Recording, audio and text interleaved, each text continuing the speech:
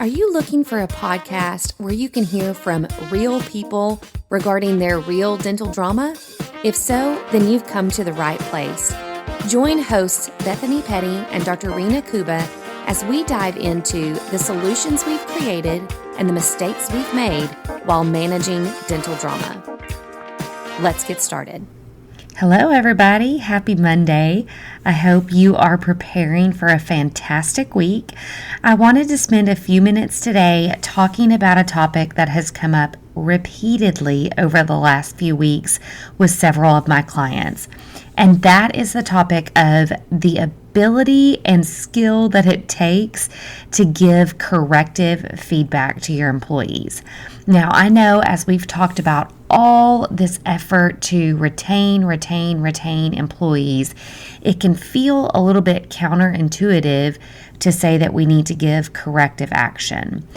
But just because we're desperate for employees does not mean that we should shy away from difficult conversations and corrective conversations, because if we do shy away from those, we're simply prolonging a talk that's eventually going to happen, or we are also potentially propelling a problem forward that's going to grow and grow and grow. So I never ever recommend avoiding corrective feedback simply because we're worried about losing that person. And I do hear that all the time. I understand that that's a valid concern. So I'm going to give you a few tips on how to have a corrective conversation with an employee.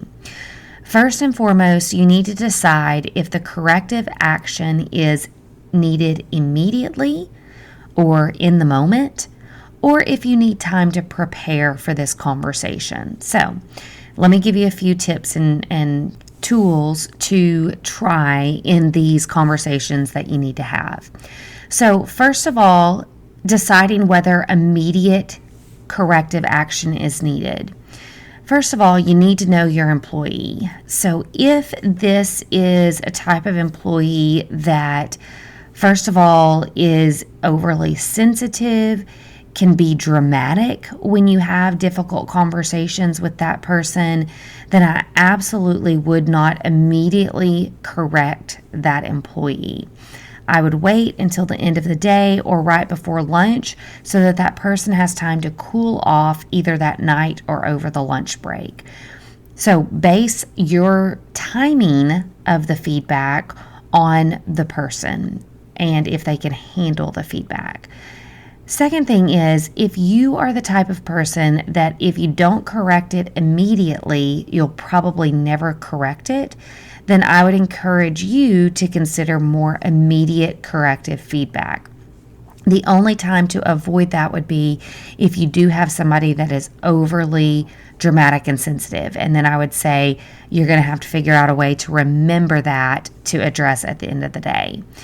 Now, I would say immediate feedback is often very effective. It's right there. It's in the moment. We both just saw what happened and we can talk about it right away. For immediate feedback, I would recommend the following formula. Number one, pause. Gather your thoughts for a moment. This could take 5, 10, even 20 seconds, but just gather your thoughts. If there is emotion that you have, you're angry, you're frustrated, take a moment, take a deep breath, get yourself calm, okay? Remember, when you're correcting somebody, it is not to make you feel better. It is to actually help that person improve. So your anger or your frustration in this moment is only going to prevent that correction from actually happening. So get your mind straight and get your emotions in check before you correct somebody in the immediate moment. So you take a moment, collect your thoughts. If you're emotional, get your emotions in check. And then you ask a question.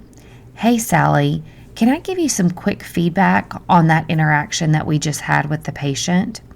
So you always want to ask for their permission to engage in a conversation. First and foremost, it gets their mind ready to hear feedback. this prevents them from having their own emotional reaction to the feedback. I always use my kids as an example of this. If I just immediately launch into giving my child coaching or feedback, they almost never respond well. If I will pause and say, "Hey son, can I give you some tips on how to talk to your sister a little bit more effectively?" Usually, and it's kids, so it's less of a clear path here, but I would say 9 out of 10 times I get a much better response because my child is prepared for feedback in that moment. Adults function very much the same way. We need a moment to prepare to hear critique or feedback. So just ask, "Hey, can I share some feedback?" People always ask me, "Well, what if they say no?" If they say no, then say, "Okay, when would be a better time for you? Can we do that over lunch?" "Sure, let's do that over lunch." So you're never letting them decide when, 2 weeks from now, but you are giving them the ability to step out of that conversation if they feel like they're not going to be able to handle it well. Now, I will tell you that again, probably 95% of the time, people are going to say, "Sure, I'd love to talk about that," especially if they notice that you're calm and that this is going to be a productive conversation. After you ask if you have their permission to give feedback, then you need to give them very specific feedback. Avoid emotional words here. So saying things like, "I feel like you were just kind of all over the place." That's very vague, and that's very hard for somebody to interpret what you're saying. So be specific. Sometimes we shy away from specificity because we feel like it's going to inflame the situation or make it worse. But honestly, what inflames it is confusion. So be clear. Say, "Hey, you know what? I think the patient was confused because you said we were going to get them numb first, and then we were going to test to see if they were numb, and then we were going to pull the tooth. I think that scared the patient and confused the patient because in all honesty, they just thought we were going to, get in there and do everything without talking, and now they're nervous, they're confused. What do you mean test the numbness?" Let's go back and let's talk about how we could have said that better. I would suggest saying, "Hey, Sally, I want to check and make sure you're comfortable right now. Everything feel good? Can I get you a blanket?" "Okay, wonderful. We are going to get you nice and comfortable, make sure that you don't feel a thing, and then we're going to get this tooth taken care of for you. Any questions for us before we get started?" And you can tell your team member, "Hey, do you see how that was a little bit more neutral? It took away words like, we're going to get you numb, and then we're going to test how numb you are, and then we're going to pull your tooth." All of that sounds pretty dramatic. Let's neutralize that a little bit, remove the chance that the patient gets confused or concerned about what you just said by saying it like I said it. Let me repeat that for you again. So what you've done in that is you've given very specific things that they did wrong or could have done better. You've talked about the impact, how their wrong words impacted the patient and how you observed the patient get more anxious or nervous about it. And then you've told them specifically what you feel like would be better going forward. Then at the end, I would wrap it up with, "Does that make sense, or do you have any thoughts on the situation?" That way it feels more like a conversation and less like just a bashing on them. Now, again, you'll hear in that example that I just gave, as mild and as neutral as that feedback may feel, if that is something that you feel like is happening consistently with your employee, that they just use words that are a little bit harsh or they explain things in a way that's making the patients uncomfortable, then right there in that moment is the best time to address it. Because once you leave that room, you're going to forget how your employee said what she said. And especially if it's at the end of the day, your employee is going to have forgotten that patient altogether and how her words impacted the patient. So immediate feedback, I should put a little asterisk here. I do not mean in front of the patient. That seems to be without question, but let me just say that just in case. I don't want that to be confusing. It should be outside of the earshot of patients, and this should be private as much as possible. So immediate feedback in that moment makes sense because it's relevant, and you both will forget that by the end of the day. Now, there is a time and a place for prolonged feedback, meaning you need time to really think and put your thoughts together. In this particular case, it could be that you worry that the employee is going to be very emotional, and you need time to really carefully plan out what you're going to say. Or it's pretty serious offenses that you need to talk about. Big picture coaching that if it doesn't change, this is going to impact the employee's relationship with the practice, meaning they have a chance of being fired if they don't put this in line. So in these particular cases, you really want to have more of a documented corrective feedback session, meaning you've put your points down on paper ahead of time so that you stay on track.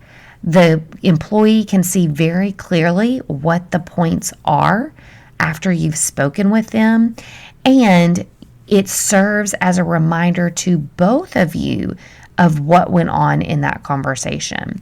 So in this particular case, this is a corrective feedback session, but it's definitely done at the end of the day. Depending upon your employee, I would either plan that in advance so that they know, hey, I've got a meeting with the doctor at the end of the day tomorrow, and they have a chance to prepare for that. Or if they are overly dramatic and they're going to ruminate on this and make it a really big deal, then you could always surprise them at the end of the day with feedback. But you'll want to make sure to give them a heads up at least a few minutes before to say, hey, Sally, don't walk out the door. I wanted to have a conversation with you and give you some feedback before you leave for the day. That way she doesn't leave without you knowing about it. And then also she's got at least a few minutes to get her head straight before she enters that meeting with you. In this type of meeting, I would conduct it in a very similar way. The only difference is you're not really asking permission to have the meeting. This is documented counseling or corrective counseling. And so you're going to have this conversation, and you've got a piece of paper in front of you that you need to walk through. What I would do is make sure that piece of paper is turned over, and then you would say to the employee as they come in, hey, Sally, thanks for agreeing to meet with me today. I wanted to share some performance feedback with you, and I appreciate you taking a few minutes at the end of your day to do so. It implies that Sally has agreed to this meeting. Okay, so I call that positive projection. It means you're projecting onto her the response that you want her to have. Once she has a seat, then you can say, hey, I've kind of put together a list of things that I want to talk with you about. All of these are meant to hopefully make you more successful here in the practice. Would it be okay if I just talk through these in the order that I have written down here? Sally says, sure, I guess. Yeah. You're getting some of that buy-in or some of that agreement that you need from her. Then you simply walk through. Okay, point number 1. I have noticed that you are growing in frustration towards your coworker, Jennifer. I know she's new. I know she's been really frustrating in a lot of ways as she tries to learn things. She's asking a lot of questions.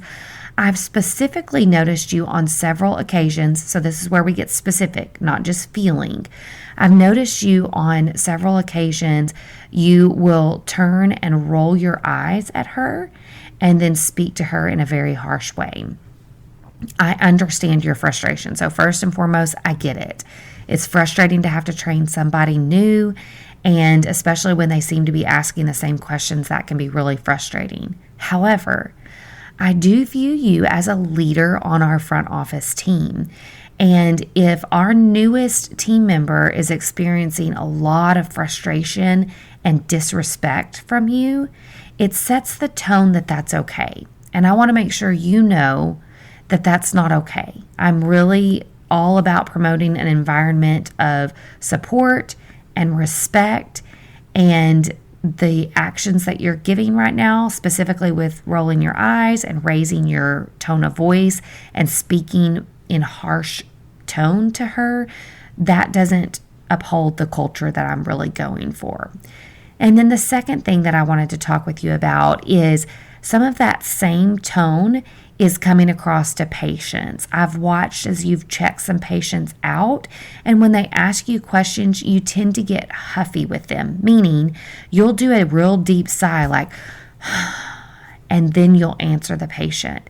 That makes it look like to the patient that you're upset with them for asking a question, and I don't want the patient feeling like they can't ask questions in this practice. So those are two things that I really need you to work on. Your overall tone, facial expressions, and body language need to be more positive and not showing the frustration that you've been showing. Sally, does that feedback make sense to you? And if so, what are some of the responses that you have for me? Any questions or thoughts? That's the way that conversation should go. First of all, you're referring back to your piece of paper, and then you're kind of making your way through it without stopping, because you don't want to get derailed on point one and never make it to point two. You kind of want to get your points out and then open the floor up for them to give feedback, ask questions, give their thoughts. Now, if it's an overly dramatic person and you're worried that if you open the floor up for questions that it's going to go south real quickly, then what I would recommend doing is just saying, okay, those are my 2 points of feedback. I'm going to let you look at this paper here. Go ahead and sign that I've reviewed that with you.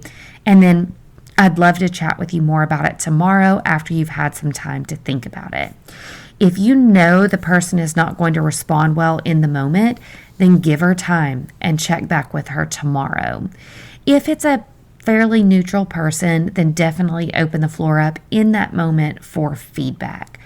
Most of the time, you're going to have an incredibly gracious response that goes, yes, I know, I have been so frustrated. I'm sorry that you're seeing that and that's coming out in me. I'll definitely work on that. Sometimes you'll have an employee that gives a lot of excuses. Well, what you're not seeing is that Jennifer does this and Jennifer does that and Jennifer does this. And they can easily deflect onto that person. If some of these things start happening, it's okay to listen. And then as soon as she reaches a pause in her breath, say, hey, like I said, I know there's some frustrations with Jennifer. I don't really want to focus on Jennifer right now. This conversation is for you, and I want to make sure that you hear the feedback very clearly. So you kind of keep bringing it back to your particular employee right in front of you. So 2 different types of corrective feedback. One is immediate, and one is a planned, documented conversation. Either of these, if you feel like the person is at risk for being overly dramatic, you can certainly have a witness to that conversation. If you feel like they're pretty neutral, pretty calm, then I would just recommend these be one-on-one conversations. In the documented one, you want to get the employee's signature and the date to show that you guys talked about these issues, and then you yourself want to sign and date that as well. This goes into your HR file. For the immediate corrective conversation, you simply want to make a note of that in your employee's file and keep that. So that could be a simple email to yourself or an email to your manager or whoever keeps your HR documents. It just summarizes what you talked about specifically and the date of the conversation. So these are my tips for how to have corrective conversations with your employees. This is essential, and if you haven't had one of these, you might want to take a minute to figure out if there's anybody on your team that needs corrective action. It's pretty common, or should be common, in your office because people are not perfect, and your team needs that feedback when they're making mistakes. I do hope these tips are helpful for you in conquering some of these conversations. I know they're uncomfortable, but with these tips, you should be very successful with those. Have a great week. Thanks for joining the conversation today. We hope that you are comforted in knowing that you are not alone, but we also hope that you're walking away with some really great tips and tricks to try in your practice. We value your feedback, so please take a few moments to rate and review the podcast. Finally, we want to make sure that we're covering the topics that matter to you. So track us down on Facebook, Instagram, and Twitter, and let us know what topics you want us to cover. As always, please know that we are rooting for you today as you manage your dental drama.